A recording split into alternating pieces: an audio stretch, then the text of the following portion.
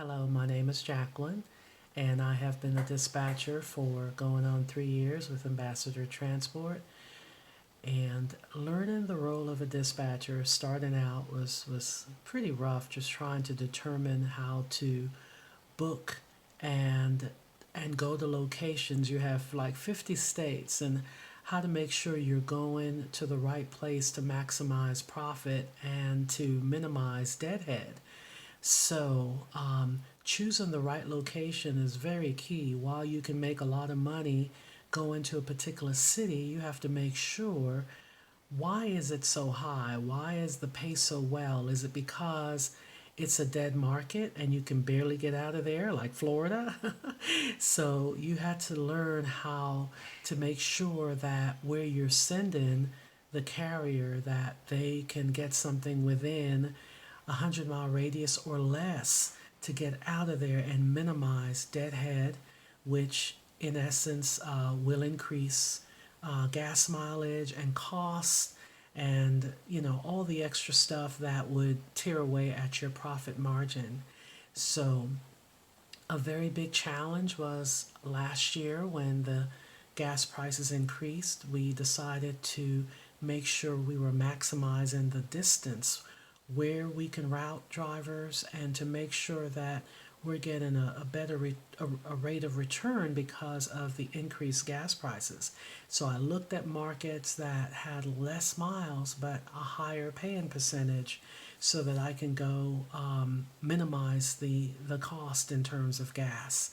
So looking at all the other external obstacles in terms of gas, in terms of route, how far you would have to route the carrier before in order for them to have a backhaul, and so on. Those are key and essential things that you have to keep in mind when you're dispatching a carrier, to making sure that they can continue on for the rest of the week. And our drivers went out on Monday, came back on Friday. So you want to make sure you don't send them out.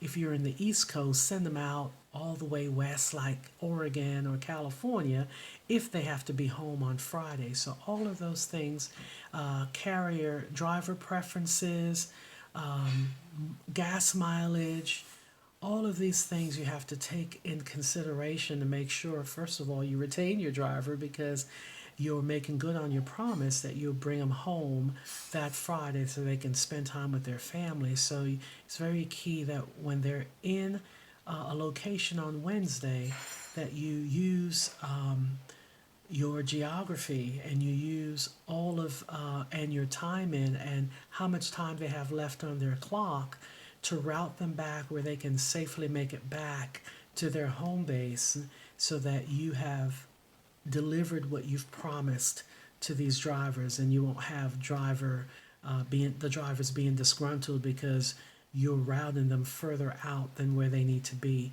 Also, on drop off and pickups, do they have enough time from between a drop off and pickup point? And if they run into where they overlap, the time overlap, being able to find another run for that location so that you can keep everything profitable. Also, tunnels. You get to a location and there's nothing available. Being able to jump back on that board and to find something else to keep that truck moving, that's essential.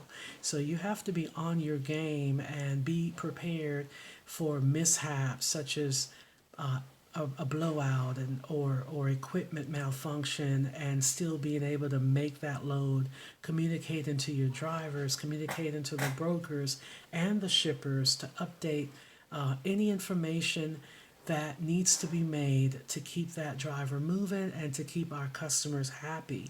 So all of these things are essential in being a good dispatcher. You have to be able to be flexible. You have to be able to communicate. You have to be able to know what to do at a moment's notice when you have emergencies, and keep and maintain a good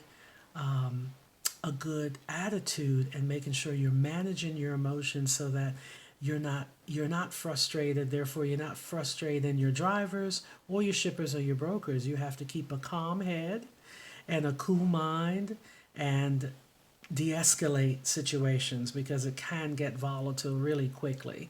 So you have to be able to navigate all the different variables and keep everyone calm and make sure they know that that's okay. We got this. We're going to get this done. And that's the life of a dispatcher. You got to love it and you got to be prepared for all the obstacles that can come in place. Thank you.